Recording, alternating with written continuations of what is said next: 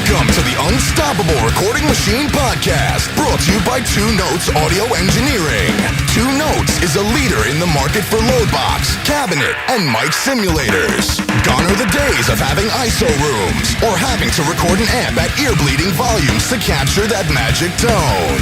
The Torpedo Live, Reload, and Studio allow you to crank your amp up as loud as you want, but record silently.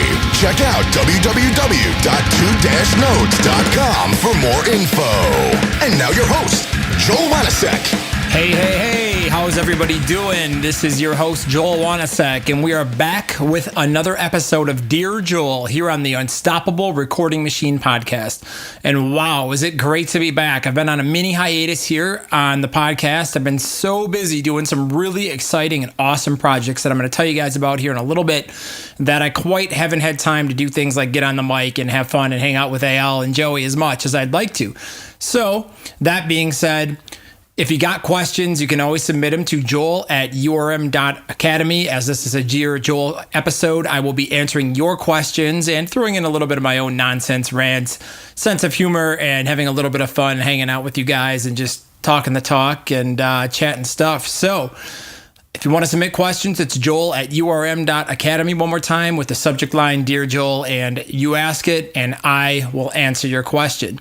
So in the meantime, I've got a couple of things here that I want to lead off, so excuse my need to do some preamble, but I always like doing this stuff and just ranting about certain topics and things like that, and you guys seem to be giving good feedback, so if you hate it, let me know. If you love it, let me know, and we'll keep doing it.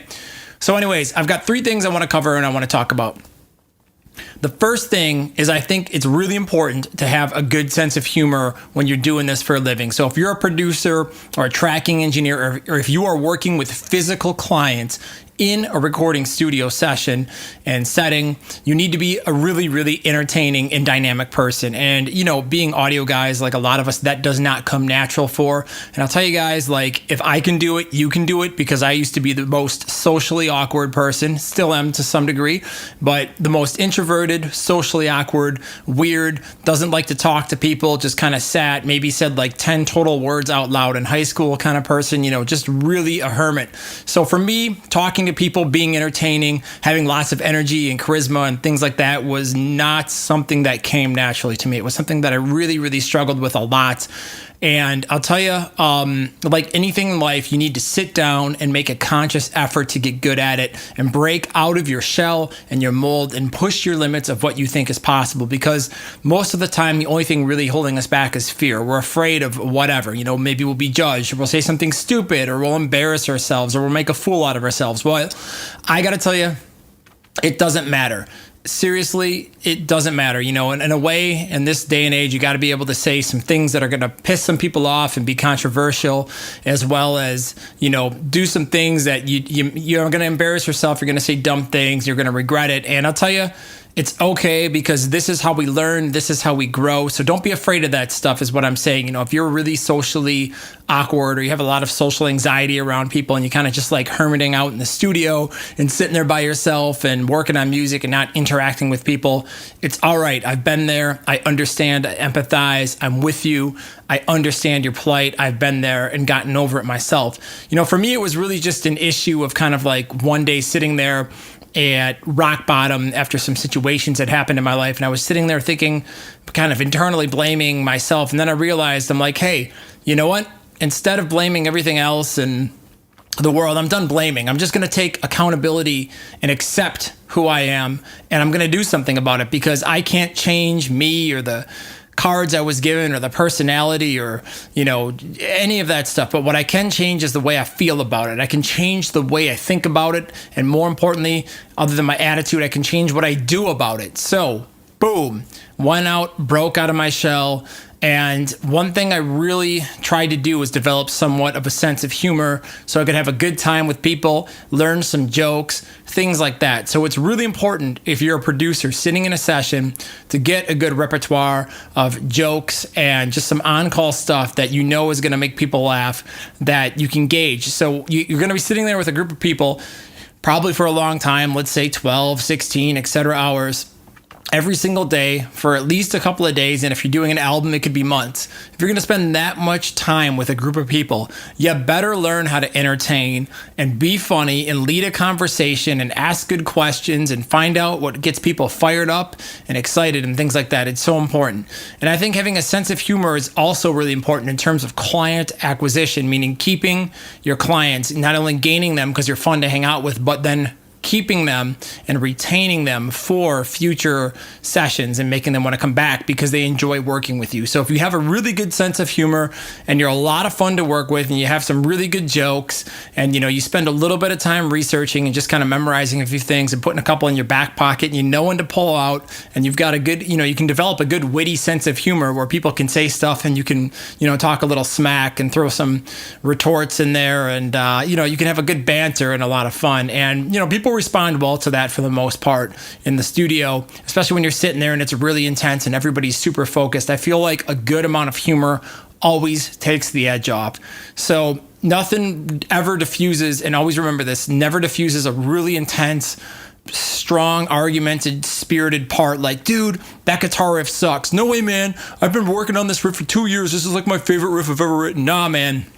It can't be in this song. And you come in as the producer and you're like, all right, you're both idiots. Cut this part out, move this here, blah, blah, blah. And the whole band's like, well, I don't know. I'm like, shut up and just try it. So you go through and everybody's all fired up and you're fighting over some stupid guitar part or whatever in some song. And everybody's like all intense and all mad and flustered. And, then you just crack some total ridiculous joke completely out of left field. And everybody just goes, whoa. And then they lose it and the mood is lightened and everybody's having a great time and a lot of fun and they're laughing about it. And then, you've totally changed the intensity and the dynamic and the spirit of the debate in the room. So, I'm just saying it's worth it to learn how to be funny, to practice it, to learn some good jokes, to develop a sense of humor, a sense of wittiness, and, just learn how to talk to people and, practice it. So it doesn't come natural to all of us. For me, it's something I've always had to work on. I'm constantly trying to improve at, and I still feel like I suck at it. But hey, like I said, you can do it, because if I can do it, you can do it. So for you guys out there who are socially awkward and, you really struggle with getting out there and, you got to learn to step outside of your personality and your natural inclinations and to challenge yourself and to push yourself to that new level of performance and just, do what makes you uncomfortable. And after you make yourself uncomfortable enough, you get very comfortable with it. And if you're pushing yourself outside of your levels of comfort, that, my friends, is when you are succeeding. So that being said, have a sense of humor. I want to move on to two things. So I've had a really busy 2.5 months. I've been working 16-hour days, get in at like 7 in the morning, give or take, work till midnight, with like a couple hours in between on and off to go do like family stuff and help out. And it's just been brutal, because I'm getting up at 5:30 in the morning. I'm working till 12, 1 in the morning. And it's just, you do that for a couple of days. You kind of take a day where you come home and you go to bed earlier, like 9 or 10 o'clock, and then boom, repeat. After like a month or 2 months of doing that and maintaining that kind of work schedule, and you guys that grind it out, you know exactly what I'm talking about, you get tired. And that point, it's just sheer willpower. So that's kind of how I feel right now, because I'm going on a nice long 6-week vacation coming up here. I'm going to go to the Black Sea in Russia and spend some time not doing this or anything else involving work, turning off my phone, and I'm just going to chill out and relax and enjoy life a little bit and hang out and then come back and go super hardcore again. So every time I do this, and this is probably like the 5th or 6th time I've taken a really long extended vacation like this, what ends up happening is the amount of work that needs to get done somehow magically all lines up at the same time, no matter how hard you try to plan. I mean, I tell everybody, I'm like, hey guys, 6 months from now, I'm going on vacation. 9 months from now, I'm going on vacation. I'm going to be gone from this to this date. Everybody's like, yeah. And then it gets down to like the last month and everybody's freaking out because, all kinds of crazy stuff happens at the same time. For example, this month I have arguably the 2 biggest product launches ever that I've ever done, all at the same time, which is absolutely crazy. And I don't even know how it worked out that way, but somehow it did. We are doing a course here at Unstoppable Recording Machine, our first real full-length complete total package course, not just like a fast track or anything like that for enhanced, but like the next level, like an entire system here, which I'll talk about in a second what it is and why you should care. And we just released a sampler over at DrumForge. So before you had to use Contact to use our DrumForge One library, and we turned it into its own standalone plugin. And we have the fastest, coolest, most streamlined sampler out there right now. It's crazy. Like I can click one button and in a second on my computer, it literally loads up the whole bloody thing.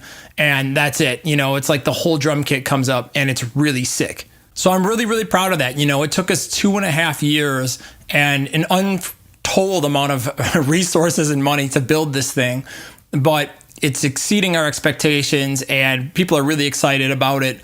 And I think we've got something really cool. More importantly, though, is that it's your sampler. And I feel like the first company that's doing it this way, meaning we're taking your guys' feedback, your improvements, and we're adding in features and things like that. So we're going to be putting out an update here in like the next week or two with a bunch of user added features. And we've got all these ones slotted out and planned. So it's really exciting. Like we're taking feedback from our community and, you know, you guys, the users, and we are taking it, we are implementing it, we are improving it, and it's going to be like a living, growing thing. So people that have it are going to get free updates, and they're just going to be continually supported. So if you're looking for a drum sampler, or you want to get rid of your old stale stock sounds that you've been using for years and upgrade to something modern and fresh, that's faster, that's got a more intuitive UI, that's, you know, just all around next generation, check out the new sampler over at drumforge.com. Would be greatly appreciated. We put a ton of blood, sweat, and tears on a level that I feel like most people will never truly understand because they weren't there. So check it out. Appreciate it. Thank you. So something very interesting I want to tell you guys about. I want to tell you kind of like a story here. So something's happening in the music industry right now, and this is the cutting edge here at Unstoppable Recording Machine. And that may sound like a bold statement, but what I'm about to tell you is something you probably have never heard, or you may not even know about. But when I tell you it, you're going to kind of have the light bulb go on in your head, because a lot of you guys are experiencing it. And if you're not experiencing it, you're going to be experiencing this in like the next year or two, because this is what's about to happen and be a very, very big thing. So for many years, a lot of people on the top levels and even going down would spend quite a long time mixing a record. So, you know, 2 months, or sorry, not 2 months, like a month, 3 weeks, etc. I mean, for example, Al was telling me at Audio Hammer, when they would get in a record and they didn't get a month or at least 3 weeks to mix, they'd be really stressed out and frustrated. Like, what's going on? Why does the band want to mix a whole record in 2 weeks? Now, on the other side of that equation, there are guys like me out there, and there aren't many of us, but this is changing. I'll go in and I can mix a whole record in a couple hours. You know, I think like 3.5 hours is my whole world record, self-world record for mixing an entire album, 10 songs, 50 minutes of music in a single sitting. And then I mixed 4 more singles that day. So think about that for a second. You know, a lot of big records that we did, for example, I feel like Joey and I did Attila in about 2 days flat, including revisions and everything like that. So think about that for a second. A lot of records that I've been doing and been involved with get mixed in 1 to 3 days. And I usually don't spend more than 45 minutes at maximum on a song mixing, unless it's something really custom and I'm really overthinking it.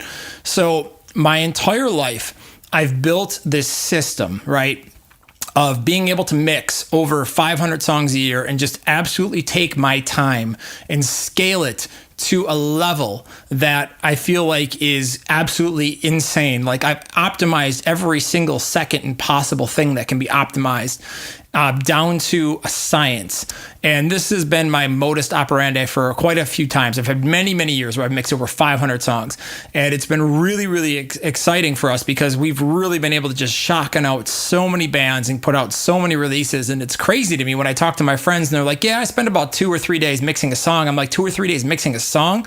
I'm like, dude, I mixed like a whole record in that time. And I don't feel like I'm sacrificing quality or not doing some of the best work in my life. And they look at me like I'm crazy. Up until recently. Now, this is what's changing, and this is why this is the cutting edge. And like I said, a lot of people don't even know that this is happening, but this is just an observation. So we've got this thing called Nail the Mix, right? And we've got all these really awesome producers, and now I'm friends with all these cool producers and people, and we know all this stuff, and we talk to each other, and we nerd out and just, you know, chat amongst ourselves. And we've noticed a trend that's starting to emerge here in the last couple of months from talking to a lot of different different producers and mixers and etc. And that trend is that people are forced to mix at the top levels much faster than ever before. So the amount of time you get to turn in a record is gone way down. They want the same quality results, and you're getting paid less money. So you're sitting there as a mixer and you're like, okay, well, I'm going to make it up on volume. So if I can get a little bit less per track, but I can mix 5 more songs in a day, I mean, holy cows, you know what I mean? Like that adds up to huge dollars at the end of the day. So this is kind of becoming the norm now. Now, what's cool is I feel like we just had that Nail the Mix with Billy Decker, who is amazing and one of our good friends. And Billy was cool. I feel like he blew a lot of people's minds because he showed them his template system and how he just knocked out a bunch of songs on Nail the Mix. And it really blew a lot of people's minds. They were like, holy crap. Templates, I just want to say, are a small part of what makes you able to mix the insane amount of songs a guy like me or Billy or Chris Lord-Alge or like guys that do really high volume mixing do. Okay, like I said, there's not many of us, but this is changing very fast. Like I said, this is the cutting edge. Literally, I probably am the first person that has ever told you this. And right here at Unstoppable Recording Machine, you are getting that information, and you're not getting it from anywhere else because this hasn't even crossed anybody's mind yet. But this is what is happening right now, and the writing is on the wall. And if you're paying attention and you're listening, like we are, and you're observing astutely, you're seeing this happen. I mean, and it's not just mixing; it's all the way down to things like editing. I mean, I remember when a lot of people online would talk about spending 2 or 3 hours to, trigger up drums. And now it's like people get pissed if it takes more than 20 to 30 minutes to trigger up a song. So think about that for a second. A lot of trends are changing here, and we are working faster than ever. And now the question is for you, how are you going to not get left behind? How are you going to adapt? How are you going to keep up? How are you going to take a system, regardless of the amount of work you had? Doesn't matter if you have 5 clients or 500 clients, that's irrelevant. How are you going to take and build a system of optimization that's going to allow you to take any crazy amount of workload, any crazy amount of stress or client problems and mix notes and crazy situations, the craziest things you can ever think of, last minute deadlines and changes. How are you going to create a system that allows you to plow through anything that's thrown at you and spit it out like it's not even a problem and just absolutely crush day after day after day after day like an efficient machine and kill the game?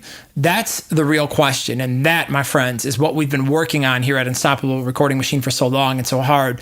Is we have a course called Speed Mixing, which is how to mix over 500 songs a year. And it's so much. It's an entire freaking system, right? Like, it's like, for those of you who have ever played like a Dungeons and Dragons board game, allow me to be a total nerd here. Like you open it up, or like any board game, you get like the instruction manual, and you get like all the supplements and the cards that come with it. It's like an entire system. You got like the little plastic miniatures and the die and the rules and the rule cards and the hero cards and the gold pieces and the damage tokens.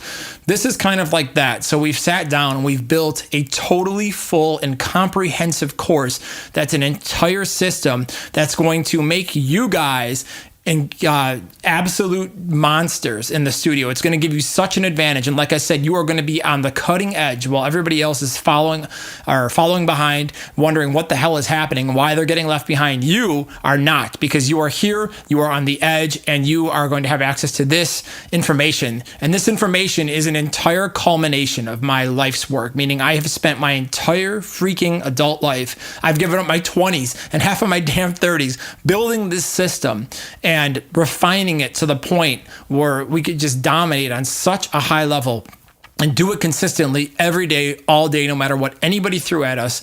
And it's been refined and refined and refined. And now that we're sitting here on the education side a little bit, I'm just like, well, I know how to do this. Maybe we should share it with the world, because it's kind of like, it helps me right now and it helps my assistant, Joe. And, it's great for us, but why not share it with people? Why not give people the same tools? Because like I said, it doesn't matter if you have 5 clients or 100 million clients, right? That's a lot of clients. Can anybody mix 100 million songs? That'll be the next challenge. It doesn't matter. What matters is that, are you able to build a system that allows you to succeed and do things faster and more effective and efficiently than you've ever done before. And as a result, you'll be able to A, make more money, or if you were trying to get better at that point in your career, allow you to train harder and get better much faster. So you'll be able to make more money, you'll be able to train harder and get better much faster than a lot of people. And you'll have a lot more free time to actually go and have a life. So not everybody wants to work crazy hours. Some people are not crazy, mentally messed up people that are just overly ambitious. And they just want to go in, work an 8-hour day, come home, relax, sit down, drink their beer and watch the game, and that's awesome. So if you're one of those people, this is going to give you a lot more control over your life. This is going to give you less time in the studio, working and stressing out with whatever clients and band you're working with or artists, and more time to do what you want to do. And if this is what you want to do, then you can study more, you can learn more, you can read more, you can practice more, you can go out and spend more time getting new clients into your studio and growing your business. You can do a lot of things with all this extra time. So I'm going to show you guys how to do all that. Keep a lookout for it. It's going to be opening up here in, I think, the next, it depends on what day this episode comes out, but towards the end of the month, the last week. So save up your pennies. You're going to need them, guys. This is going to be a full standalone comprehensive course. It's available for everybody. This is not something that just enhanced people get or Nail the Mix subscribers. Anybody can get this, but please take the time to check this out, because even if you follow, let's just say 15% of the advice in this course and do nothing, even though there's a huge part of this course that is extremely actionable, and we have all these challenges and all this awesome stuff that's going to be implemented that's going to make you get better. But let's just say you ignore all that crap and you just watch the damn videos and throw everything else out and don't pay attention to anything else. It's going to make you much better. And the amount of money that you will return on your investment if you go in and even apply a couple of the small tweaks that are made in this course, it's going to pay massive dividends in your lifestyle, your career, your finances, your free time, and how you feel, and even at the bottom level, just like your confidence about how you can get in and you can just crush a mix and not be afraid. So you guys keep on the lookout for that. So I've talked about that enough. Sorry, I get amped up and super excited. I'm really passionate about this, and I can't wait to share it with you guys. Oh wait, I'm sorry. I totally forgot one more important thing. I need to satisfy the FTC requirements. So I just want to say that the results I'm telling you are not typical, nor are they guaranteed. I don't know you. I don't know your work ethic, where you're starting from, how talented you are, or if you're even going to try. The results I described are my own, and I know that with a hardcore application of the principles I teach, results like mine are possible. Now I'm going to get to answering your questions. All right, our first question is from Maxime. Dear Joel, your production and hustle are always no small time, but your arms are still pretty small time. When are you going to go pump some weights with your new Belgian buddy, Maxime? Regards from Belgium. Well, Maxime, I really only have one question for you. Do you even lift? Our next question comes from Ben. Hey Joel, I'm still in my infancy as far as learning to mix, and I obsess over it every single day. My problem is that my day job is a traveling gig where I'm in hotels every week and rarely have time to be home at a decent setup. I use my MacBook Pro and a pair of headphones on the road, but I fear that I'm not going to be progressing properly because of this. Any advice for a road rig that's decent and portable, or is this one of those things that I just need to find a way to get back home? Ben. Well, Ben, that's a really, really good question. Obviously, because if you're traveling a lot and, it's paying the bills right now, it's really important to keep your job probably. So I would say that mixing on headphones, while not the optimal ideal situation, I'm guessing you're in a lot of hotel rooms. So what you could do, and I think you should do, is you should go out and try to find a small pair of portable speakers that are not necessarily loud, because you don't need to rock music super loud. But I mean, I've been in hotel rooms with Joey, for example, when we were in Nashville, and we were rocking dubstep super loud and working on a plug-in launch and 11:30 at night, no one seemed to care. So you can get a little bit of volume going, as long as you don't have a subwoofer. But try to find a nice portable pair of monitors that you can take with you. And I know there's some out there. There's a particular brand type that comes to mind, and I can't remember the name, but I'm sure there's something out there like some mini monitors or something, but just get something you can throw in a suitcase that you're not going to damage, that you can take a little bit of heat. And I feel like that combined with some headphones and just referencing back and forth is going to be the best you're able to do in that situation. So what's most important is not necessarily what you're listening on, but as long as you're doing it every day and you're training it, because you're going to get better, you're going to learn to hear better and different, you're going to acquire skills.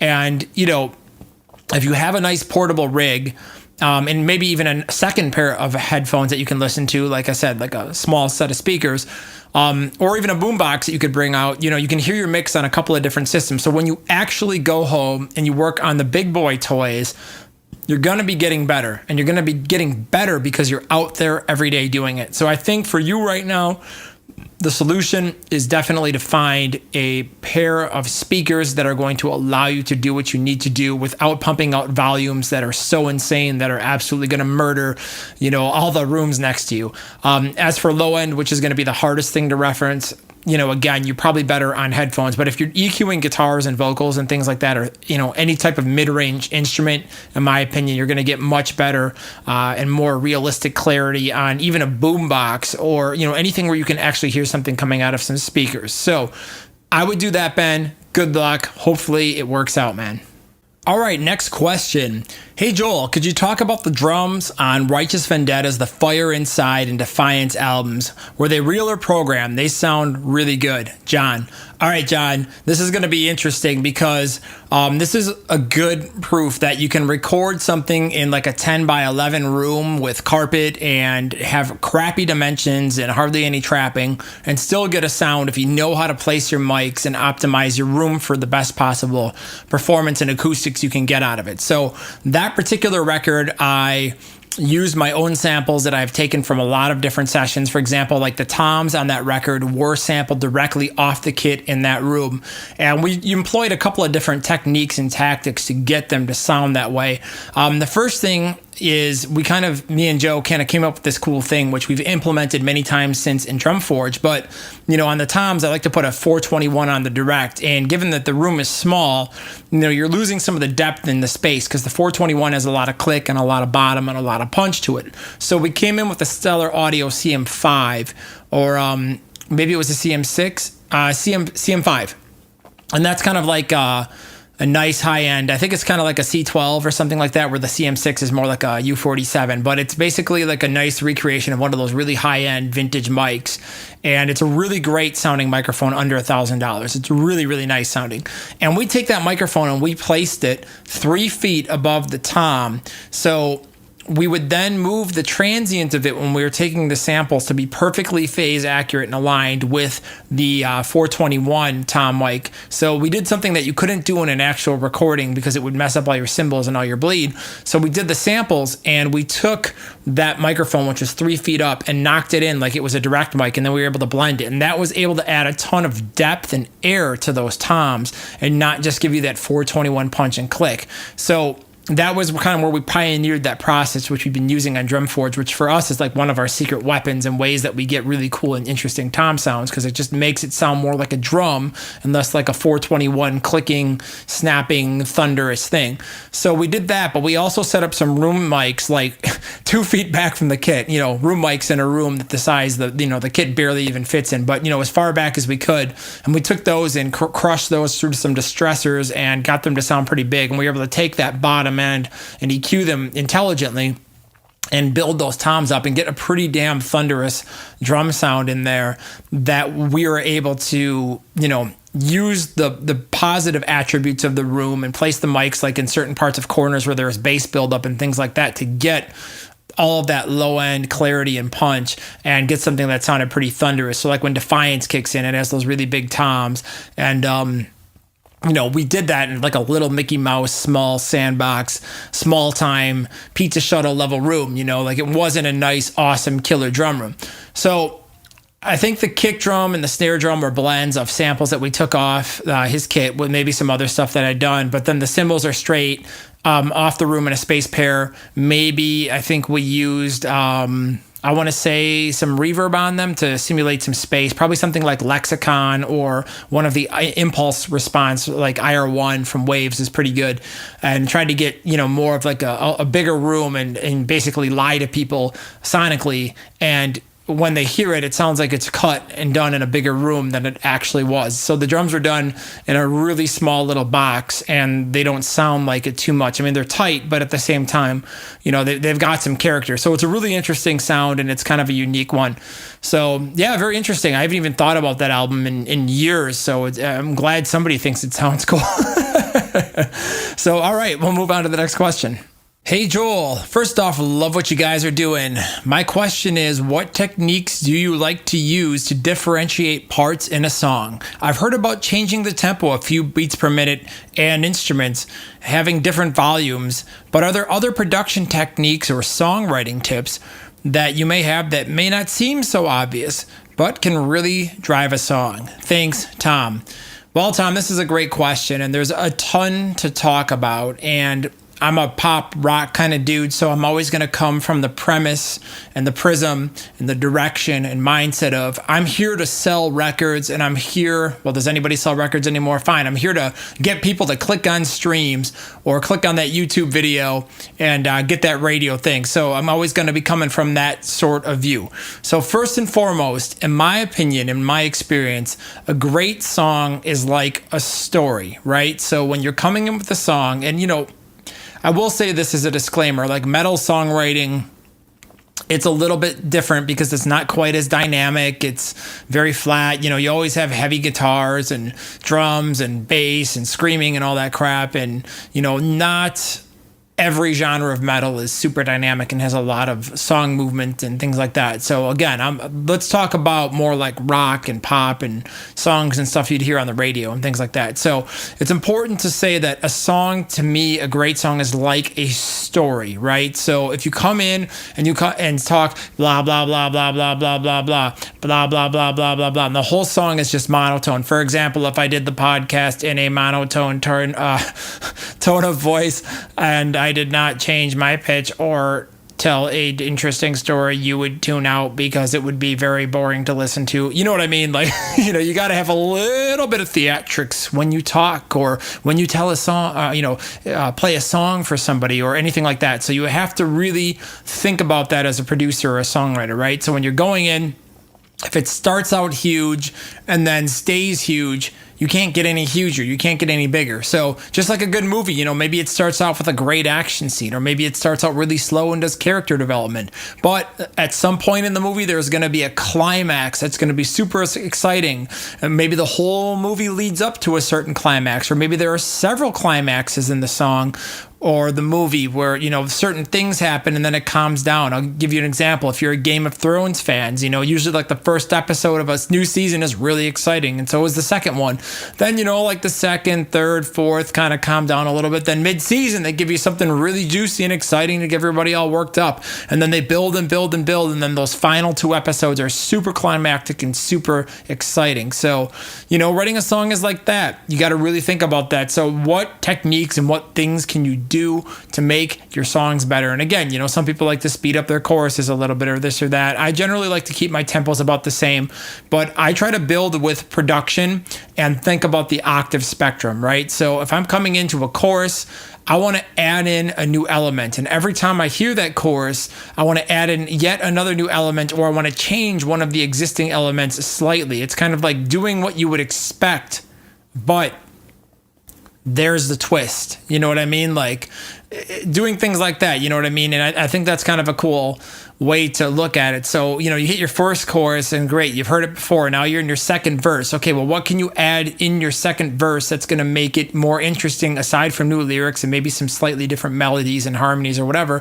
a little bit more interesting than the first verse? They've already heard the first verse. So we got to give them the second verse, and the second verse needs to be just a little bit more interesting and a little bit more dynamic and lead up a little bit more. So, you can put stops in it or dropouts or different instruments and different production, or you can change up a riff, or you can maybe change the vocal flow or the vocal melody, or throw in a little bit of a, play around with the hook or something like that. You know what I mean? So then that chorus comes. Well, maybe we're going to transition this different. Maybe we'll do a double tail or something so it's more climactic when it hits. Or maybe we'll stop and drop out this time instead of just going into it with a big drum fill. We'll just cut it out for 2 beats and then all of a sudden, boom.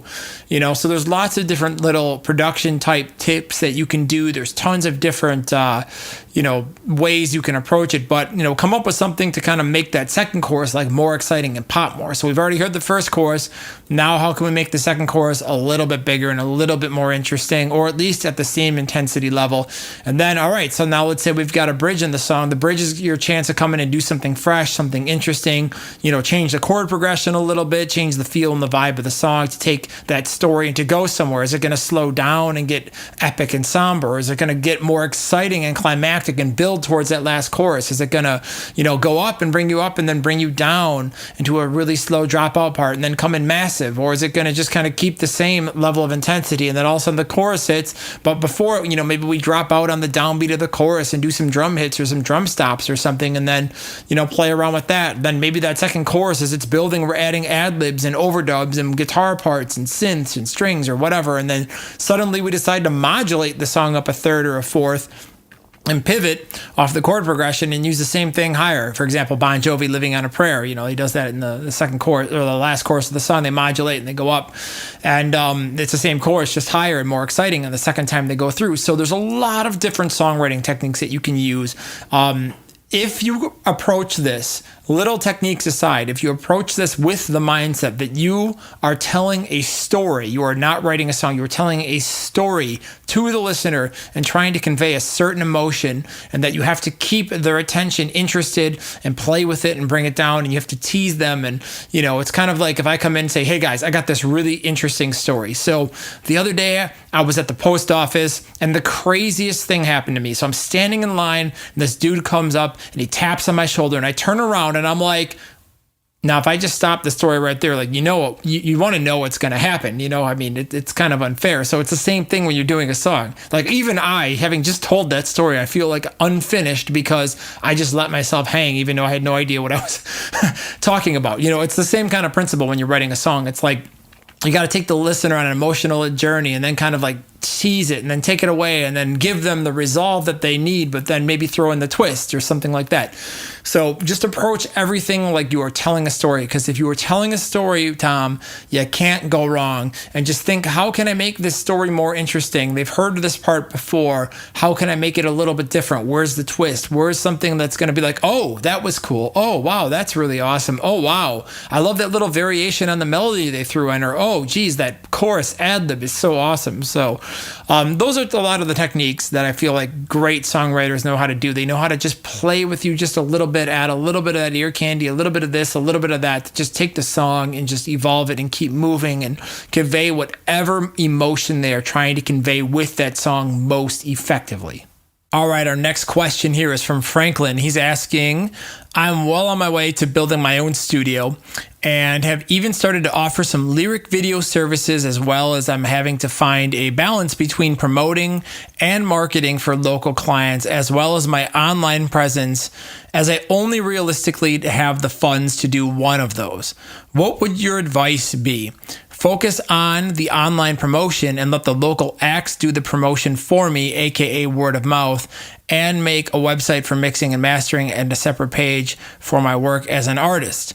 I've been putting in all the hours I can work, but there are times I feel like I'm losing my vision, if that makes any sense at all. So thanks for your time and have a nice day. All right, Franklin, it sounds to me like you've got a lot of stuff on your plate, and this is a complicated situation to be in because, if you're overwhelmed with a lot of different things, there's something called opportunity cost. And I've talked about this many times on the podcast. And opportunity cost, if you're not familiar with it, and you should be, because I've recommended books to read many times, but go read Basic Economics by Sowell. It's a fantastic book.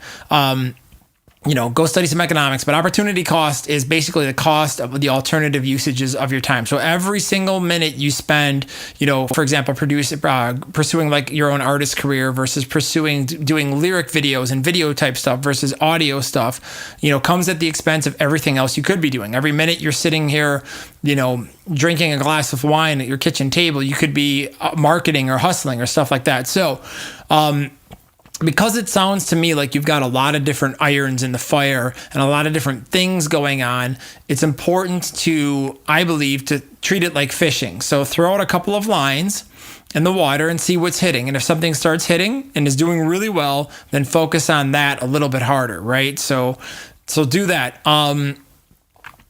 It's hard for me to tell you because I don't know your situation exactly what you should do in terms of, should I pursue this? Should I spend more time and money on this?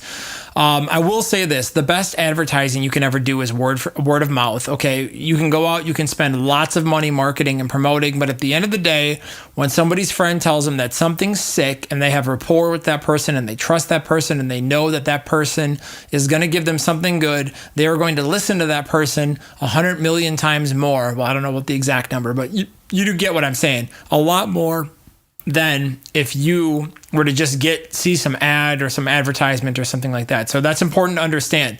So it's very important to do a great job with your clients because they will be your best mouthpiece and your best spokesperson for you and your business. So I would say try to balance it. You know what I mean? It's like, don't guess, test. Put some money over here, test it. Put some money over there, test it. Put some money over there, test it. And if B is working really well, double down on that. So, without you really going into more detail, it's hard for me to give you great advice and really in-depth advice on this stuff. But like I said, at the heart of the issue is the fact that because you have a lot of things going on, you have to kind of like test each thing and see what's working the best and find a way to balance your resources.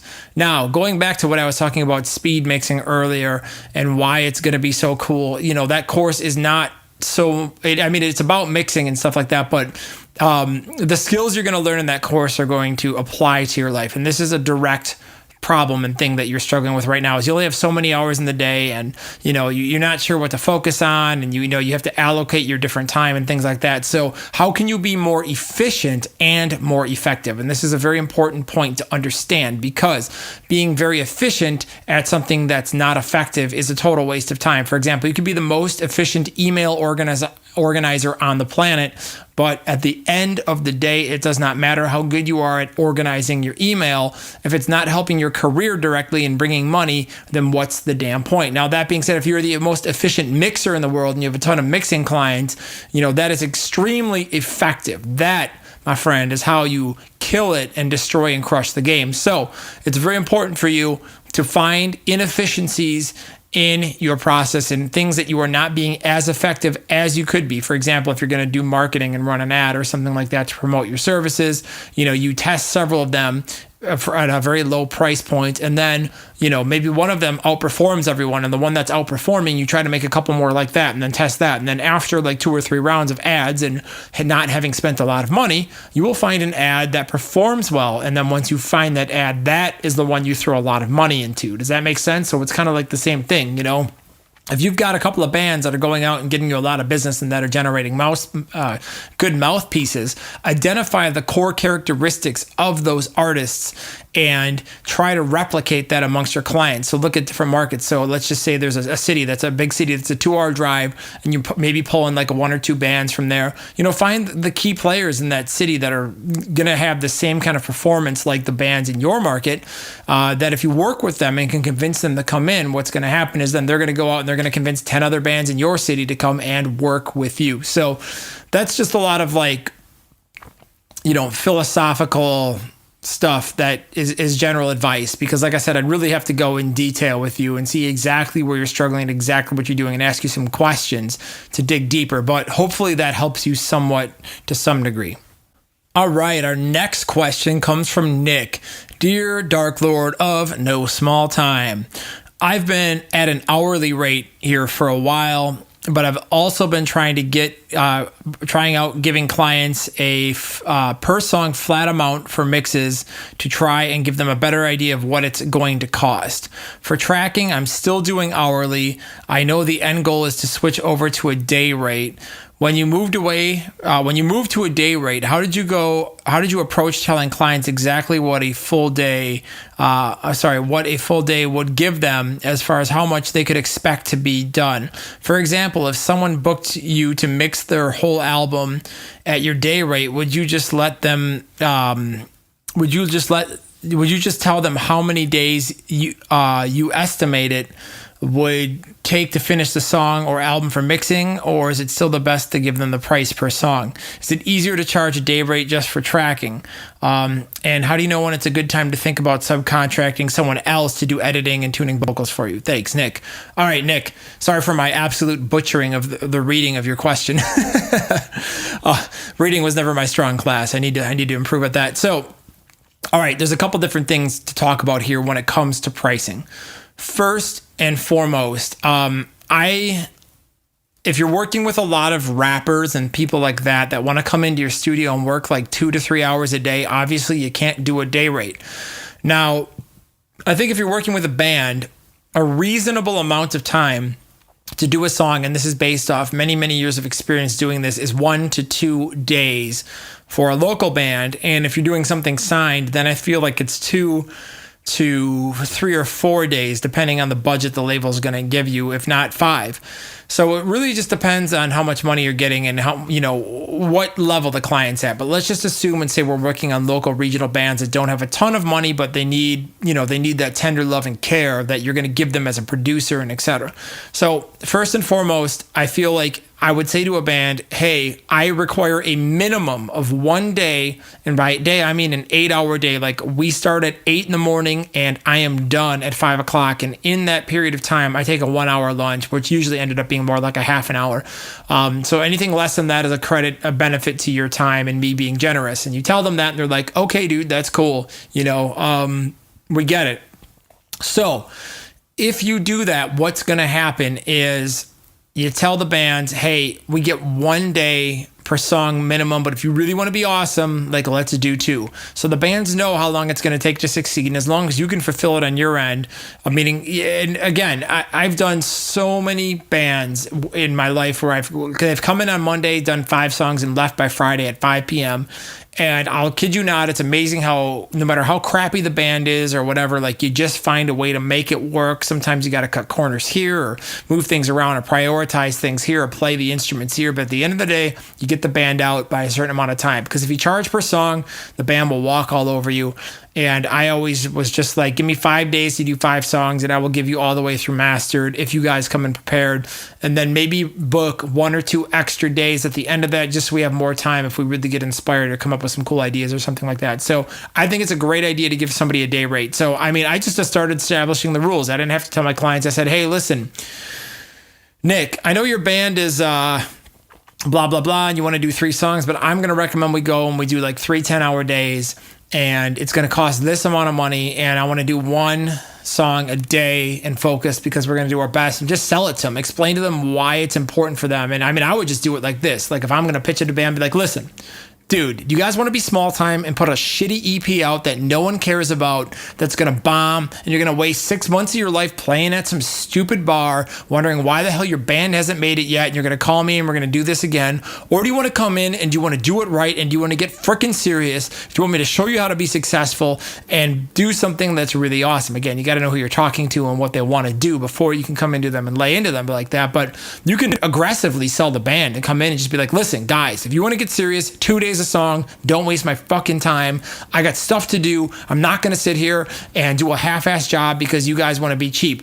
Go work for 1 more month, then come back to my studio, because you got 5 dudes in the band. So if you cut it out per day, per dude, divide everything by 5, like it's really not that expensive. Like you're telling me you can't come up with another $100 or $150 per person and, and save that over the next month. Like don't go to the bar 16 times a month, you know what I mean? And buy and spend $80 a night, like just save a little bit of money, wait an extra month to record, and we can do this for real. We can put out something that is really going to be awesome. That's going to be your best work ever, that people are going to listen to and they're going to get excited about your band because we spent some actual time on it. We didn't sit there and half-ass it and do a crappy job and screw around and just ramrod it in because you guys wanted to be cheap. We put out something that is the best that you've ever put out, and you guys are going to be damn proud of, and you guys are going to be stoked on, and it's going to be great. So you can sell the band like that. Like, you get them all jacked. I mean, that's really hard to disagree with, other than a bunch of bands who just don't give a shit, which is not most people. But, you gotta like play to their egos a little bit and let them understand, like, you're doing this for them. I mean, you obviously want a little bit more money, but at the same time, you want to do the best damn job you've ever done with the band, and you don't want to be stressed out because the drummer sucks. You want the drummer to come in and suck and be like, that's fine. I got an extra 2 or 3 days to play with, so I don't care. I'll just get through it, and then we'll move on, and I'll have extra time to catch up and, allocate it to writing a better song with the band, or working up better hooks, or adding more vocal production, or stuff that's really going to make a better song and really make a better album. So it's very important to do that, and I feel like structuring it by day rate and just setting up the rules, so the next time somebody comes in, you say, okay, how many songs you want to do? Boom, here's how we're going to do it. This is what I think, and this is why. So I would just change immediately and stop screwing around with hourly, because hourly is a waste of freaking time. Now, when it comes to mixing, I mean, if I was working at day rate, I would just mix it for whatever. But if I was hired to just mix, I would charge per song. And again, this is what I'm going to teach you guys with the speed mixing course is, it doesn't matter. Okay, I'll give you the artist in the park thing, right? So you get one of those caricature designers in the park, then they sit down and they draw like a really funny, cool picture of you, and you're like, oh, that's really awesome. And then they're like, all right, give me $100. And you're like, you spent 5 minutes doing that. And they're like, yeah, 5 minutes and 25 years. So it's kind of like the same thing. It does not matter how fast you mix a song. All that matters is when that client hits play, does it blow them back in their chair, and do they go, holy crap, this sounds sick. If it does that and you do that, it doesn't matter how long you spent doing it. So if you can take your client and get them in a position where you can surprise them with your mix and blow them back, you don't have to spend a lot of time mixing, and you can sit back and optimize everything with this system I'm going to teach you guys how to do, all the way from client interaction to preparation and optimizing that, and every single little part of your stuff to, philosophical things, to optimizing your execution and your, just like the whole 9 yards. It's fully encompassed. So being able to take that sort of information and that sort of knowledge, you can get your mixing time down where you're rocking out a song in like 40 minutes and doing a kick-ass job and absolutely working at your peak, the best that you've ever put out. And when you can get to that level, you can refine your stuff. I mean, dude, you can just be deadly. So you can charge whatever you want per song. And, if you're getting even on the low end, let's say you're getting $250 a mix, but you can mix 4 to 10 songs in a day, dude, you're going to be killing it. Like, you do that, every day for a couple of months, that turns into a serious freaking paycheck. You know what I mean? So, and then as you get more expensive and go up and you're getting $500, $750, $1,000 a song. Now imagine what you can do if you can mix 10 songs in 2 days at $1,000 a track. It's like, cool, you just made 10 grand in 2 days. Think about that for a second. Like, it's totally easy to do. And, if you've developed the system and the infrastructure to do that, you're going to be super savage and you're just going to kill it. So Nick, man, you gotta really adjust your pricing here. I feel like it's really important. Now, in terms of getting somebody to outsource, to subcontract, like edit and tuning, the answer is once you switch your price guidelines to how I just recommended and you've got that flow going, the question is then, how much demand do I have? So if you have enough demand, and you can say, look, I could take 2 or 3 more projects this month, or I could mix 10 more songs this month if I had somebody helping me, then you could sub out all those things. You can look at the cost of it. It's a simple equation. You just say, okay, how much time am I wasting? Meaning, what's the opportunity cost of the time? Like, if I hired an assistant, here's what the assistant costs. Here's the amount of more money that I can make minus the cost of an assistant. Boom, there's a difference. So, having an assistant makes me an extra couple $1,000 a month. Well, dude, get an assistant, even a couple $100 a month, so you got to weigh those decisions. You got to think about that stuff. It's super important. And, again, I have a whole section on this in speed mixing course coming up, and some cost calculator tools and some spreadsheets and stuff where you can literally sit down and plug in your data and be like, okay, it makes sense to get an assistant. No, it doesn't. So Long story short, adjust your pricing, look at the math, look at the demand, and say, hey, I'm getting pretty busy and I kind of like to take these 3 projects, but I don't have time. So let me bring in somebody to assist me so they can speed up my workflow by, 2 days a project. And now I have an extra 6 days a month. Now I can take one of those projects and make, an extra, let's just say $3,000 or $4,000, and then boom, I had to pay the assistant like a total of $500 for the month, and then all right, we've made an extra $2,500 to $3,500. Like it's a win-win. Everybody, wins, and you're happy, and it's great. So, I would set it up like that if I were you, and that's kind of what I did, and where I started going down this whole rabbit hole towards like super speed mixing and all that stuff. So those are some of the strategies at the core in the very beginning that kind of like led me to how I operate my business and run it today. So hopefully that helps you, my man. All right, we've got one last question I'm going to do here today from Yvonne. And Yvonne is asking, Dear Dark Lord of no small time, how should I go about finding a commercial space to build a studio on? Thank you very much. Okay, Yvonne, this is an interesting question. I'm going to throw in a little bit of a different answer in here that's going to make this more comprehensive and in depth. So first thing is to rent or to buy. So here's the question. If you're going to, well, before that, I'll start with this.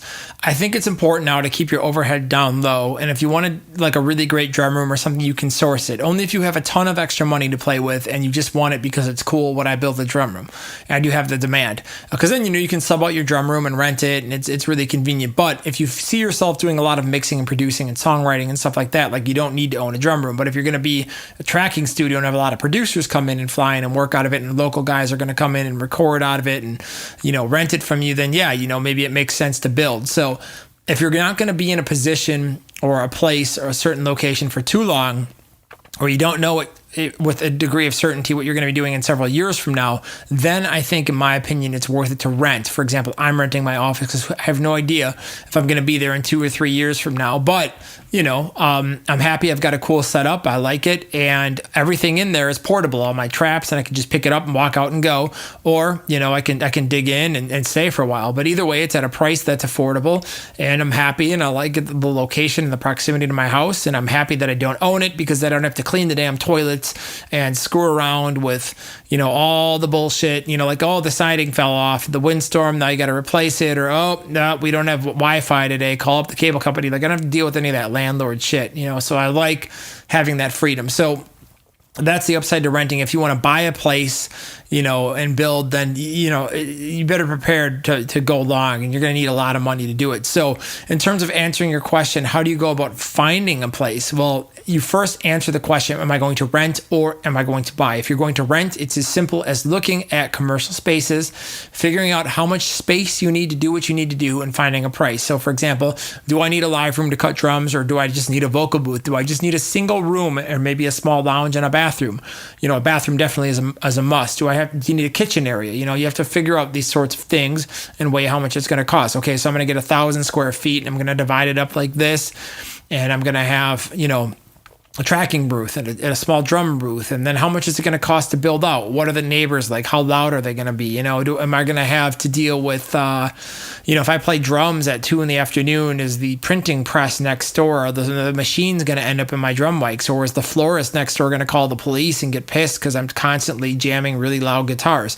So you got to go find a place, usually like out like in an industrial park or something like that is a great place to find a spot and build out a little studio, because you can make a lot of noise, and it's a little bit off, the heavy major freeways and things like that. So you don't have massive trucks coming through and planes flying over, and, well, maybe, I guess planes aren't dependent on that, but you know what I mean? Like, find a place that's a little bit quieter is what I'm saying. Some people like to build in houses and things like that. Like, that can be cool too. Except I'm very against working out of the same place that you live, because it will consume your damn life. So there's a lot of different places that you can do, and a lot of things that you need to take into consideration. If you want to buy, obviously you have to figure out if you're going to buy something existing and modify it, or you're going to find property and then you're going to build from scratch. So you're going to build a steel building or a concrete building. How much is electric going to cost? How long is the timetable going to be? How much money am I going to have to pay in property taxes and all that fun stuff? So I just want to say those are all questions that I cannot answer for you that you need to answer for yourself. So, Yvonne, hopefully that helps and hopefully you make the right decision. All right, with that, guys, I'm going to wrap it up here tonight at Unstoppable Recording Machine. Thank you so much for listening and hanging out. It's always a pleasure. Love doing this. If you got questions, shoot me an email. It's joel@urm.academy. And as always, stay tuned. We have this really amazing course coming up here in about a week and a half on speed mixing. It's going to really change a lot of your workflows and your lives. I'm so excited to share this with you guys. I can't talk about it enough. There'll be plenty more opportunities to do that. So I just want to say, keep an eye out. It might be worth checking out for you. In the meantime, if you want to go check out our brand new drum sampler that is super savage and awesome, head over to drumforge.com. So thank you again, everybody, for listening and hanging out, and I will see you next time. But the most important thing now here on this podcast is podcast theme, go! The Unstoppable Recording Machine Podcast is brought to you by 2 Notes Audio Engineering. 2 Notes is a leader in the market for load box, cabinet, and mic simulators. Gone are the days of having ISO rooms or having to record an amp at ear-bleeding volumes to capture that magic tone. The Torpedo Live, Reload, and Studio allow you to crank your amp up as loud as you want, but record silently. Check out www.2-notes.com for more info. To ask us questions, make suggestions, and interact, visit nailthemix.com/podcast and subscribe today.